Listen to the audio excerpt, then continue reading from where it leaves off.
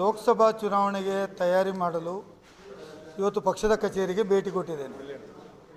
ಲೋಕಸಭಾ ಚುನಾವಣೆಯನ್ನು ನಾವು ಭಾಳ ಗಂಭೀರವಾಗಿ ಪರಿಗಣಿಸಿದ್ದೇವೆ.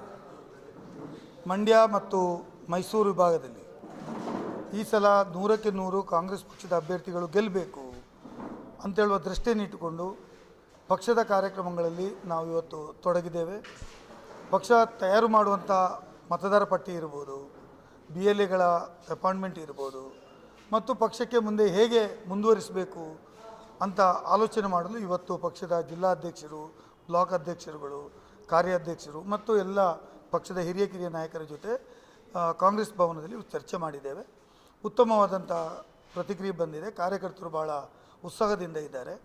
ರಾಜ್ಯದಲ್ಲಿ ಮತ್ತೆ ಸರ್ಕಾರ ಬರಬೇಕು, ರಾಜ್ಯದಲ್ಲಿ ಕೇಂದ್ರದಲ್ಲಿ ಕೂಡ ರಾಜ್ಯದಲ್ಲಿ ಬಂದಿದೆ, ಕೇಂದ್ರದಲ್ಲಿ ಮತ್ತೆ ಸರ್ಕಾರ ಬರಬೇಕು ಮತ್ತು ನಮ್ಮ ಗ್ಯಾರಂಟಿಗಳ ಅನುಷ್ಠಾನ ಏನಿದೆ ಅದನ್ನು ಇವತ್ತು ಪ್ರತಿ ಮನೆಗೆ ಮುಟ್ಟಿಸಲಿಕ್ಕೆ, ಎಲ್ಲಿ ಯಾರ ಮನೆಗೆ ಮುಟ್ಟಲಿಲ್ಲ ಇದನ್ನು ಕಂಡುಹಿಡಿದು ಅವರಿಗೆ ಕೂಡ ಆ ಒಂದು ಗ್ಯಾರಂಟಿ ಮುಟ್ಟಬೇಕು ಅಂತೇಳುವ ದೃಷ್ಟಿಯಲ್ಲಿ ನಮ್ಮ ಪಕ್ಷದ ಕಾರ್ಯಕರ್ತರು ಈಗಾಗಲೇ ಕಾರ್ಯೋನ್ಮುಖರಾಗಿದ್ದಾರೆ. ಈ ದೃಷ್ಟಿಯಲ್ಲಿ ಇವತ್ತು ಪಕ್ಷದ ಒಂದು ಆಂತರಿಕವಾಗಿ ಸಭೆ ಮಾಡಿದ್ದೇವೆ. ಈ ಸಭೆಯಲ್ಲಿ ಎಲ್ಲ ನಾಯಕರುಗಳು ಭಾಗವಹಿಸಿ ತಮ್ಮ ಅನಿಸಿಕೆಗಳನ್ನು ಹೇಳಿದ್ದಾರೆ. ಇದು ಪಕ್ಷದ ಸಂಘಟನೆಗೆ ಮತ್ತು ಮುಂದಿನ ಚುನಾವಣೆಗೆ ಪೂರಕವಾಗಿದೆ ಅಂತ ಹೇಳಿದ್ದನ್ನು ಈ ಸಂದರ್ಭದಲ್ಲಿ ಹೇಳಿ ಬಯಸ್ತೇನೆ. ಕೇಂದ್ರ ಸರ್ಕಾರದ ಬಜೆಟ್ ಇವತ್ತು ನಾನು ಬರುವಾಗ ಕಾರಲ್ಲಿ ನೋಡ್ತಾ ಇದ್ದೆ. ಹಿಂದೆ ಅವರು ಗ್ಯಾರಂಟಿಗಳ ಬಗ್ಗೆ ಲಘುವಾಗಿ ಮಾತಾಡ್ತಾ ಇದ್ರು. ಇವತ್ತು ಮೋದಿ ಕೂಡ ಸರ್ಕಾರ ಇವತ್ತು ಗ್ಯಾರಂಟಿಗಳ ಬಗ್ಗೆ ಮಾತಾಡ್ತಾ ಇದೆ.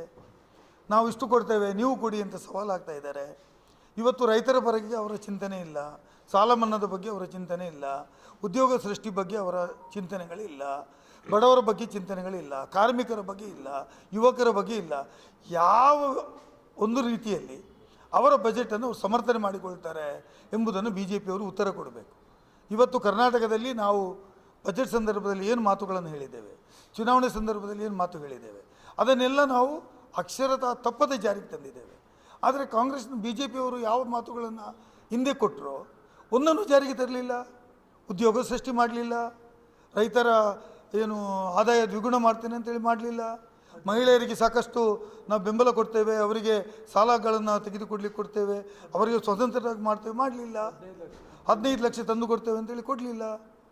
ಅವರು ಯಾವುದೇ ಮಾತುಗಳನ್ನು ಹೇಳಿದರು ಅದನ್ನು ಜಾರಿಗೆ ಮಾಡಲಿಲ್ಲ.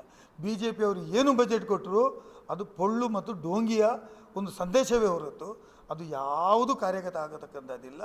ಆ ಕಾರ್ಯಗತ ಮಾಡುವಂಥ ದೃಢತೆ ಮತ್ತು ಕಾರ್ಯಗತ ಮಾಡುವಂಥ ಜನರ ಪರವಾಗಿರುವಂಥ ಮನಸ್ಸು BJPಯಲ್ಲಿ ಇಲ್ಲ. ಅವರು ಜನವಿರೋಧಿ ನೀತಿಯನ್ನು ಅನುಸರಿಸ್ತಕ್ಕಂಥವ್ರು.